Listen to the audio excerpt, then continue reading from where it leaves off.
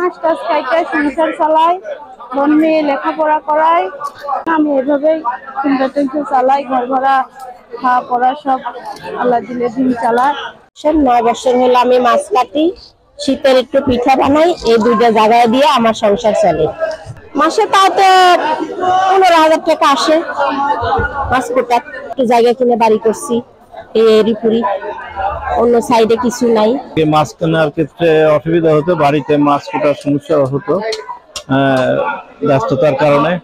এখন এই মাছ কুটানি যারা আছে তাদের মাধ্যমে আমরা মাছ কুটিয়ে নিলে আমাদের সময় সাশ্রয় হয়, বাড়িতে যারা গৃহিণী আছেন তাদেরও কষ্টের লাঘব হয়।